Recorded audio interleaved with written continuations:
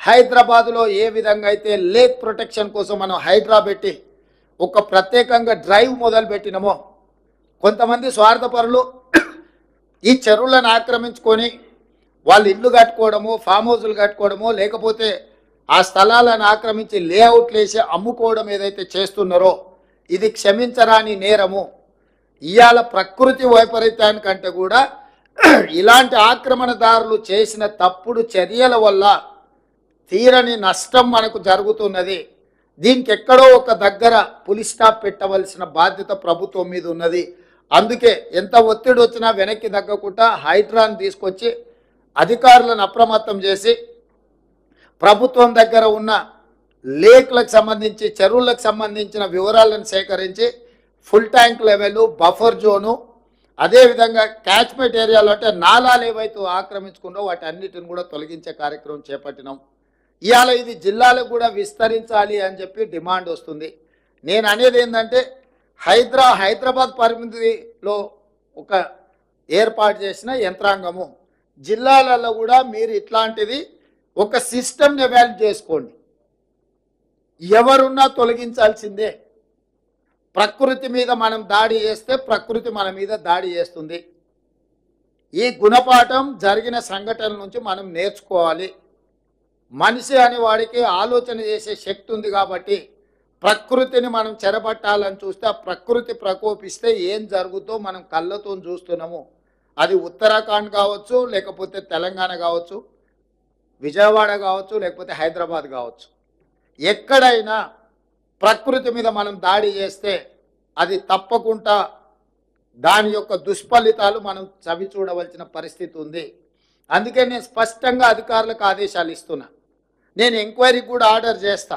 రాష్ట్రం మొత్తం మీద కూడా చెరువుల ఆక్రమణ మీద స్పెషల్ డ్రైవ్ చేపడతా. ఎవరైనా వాళ్ళు ప్రజాప్రతినిధులు అయి ఉండొచ్చు, లేకపోతే ఇతరులు అయి ఉండొచ్చు, లేకపోతే సమాజంలో బాగా ఇన్ఫ్లుయెన్స్ ఉన్న వాళ్ళు అయి ఉండొచ్చు. మీరు ఇట్లాంటివి ఏమైనా చేస్తే మీరే స్వయంగా వాటిని సరెండర్ చేస్తే అది మీకు గౌరవంగా ఉంటుంది, ప్రభుత్వానికి వెసులుబాటుగా ఉంటుంది. అట్లా కాకుండా ఏదైనా జరిగితే మాత్రం ప్రభుత్వం కఠినంగా చర్యలు తీసుకోవడానికి వెనక్కి తగ్గదు. ఏ ఒత్తిడి వచ్చినాయి ప్రభుత్వం తట్టుకోవడానికి సిద్ధంగా ఉన్నది. ఇట్లాంటి విషయాలల్లో ఎక్కడ కూడా ప్రభుత్వము వెనక్కి తగ్గదు. కాబట్టి ఈనాడు ఈ చెరువులకు సంబంధించి, కుంటలకు సంబంధించి, కాలువలకు సంబంధించి, నాలాలకు సంబంధించి స్పష్టమైన చర్యలు తీసుకోవాల్సిన అవసరం ఉన్నది.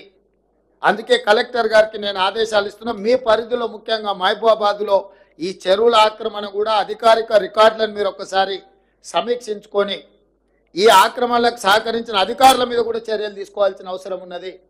దీన్ని కూడా దృష్టిలో పెట్టుకొని వరంగల్ మీద కూడా ప్రత్యేకమైన దృష్టి పెట్టేది ఉన్నది. ఎందుకంటే చిన్న వర్షం వచ్చినా వరంగల్ పట్టణం అంతా ముంపుకు గురవుతుంది.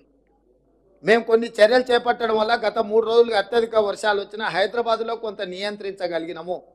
నాలాల ఎంక్రోచ్మెంట్ రామ్నగర్లో ఒక్క నాలా ఎంక్రోచ్మెంట్ తొలగిస్తే నా రామ్నగర్ ఏరియా మొత్తం వరదలో మునిగిపోకుండా ఈరోజు ఆ రామ్నగర్ ప్రజల్ని కాపాడగలిగినాం. అంటే ఒక్క నాలా తొలగిస్తేనే ఇంత సహాయము జరిగింది. కాబట్టి నాలాల ఆక్రమణను కూడా ప్రభుత్వం ఉపేక్షించదు. మీరు కూడా జిల్లాలలో, నేను ఇవాళ మహబూబాబాద్ వరంగల్కి చెప్పట్లేదు, తెలంగాణ రాష్ట్రంలో ఉన్న అన్ని జిల్లా కలెక్టరేట్లకు ఈ నుంచి నేను ఆదేశాలు ఇస్తున్నా. మీ ప్రాంతాలలో ఎక్కడైనా చెరువులు కానీ నాలాలు కానీ ఆక్రమించుకుంటే మీరు మొత్తం వాటిని లిస్ట్ అవుట్ చేయండి. కోర్టులలో ఏమైనా పెండింగ్ కేసులు ఉంటే ఆ కేసులను కూడా పరిష్కరించుకోవడానికి ప్రత్యేకమైన న్యాయవాదులను నియమించుకోండి.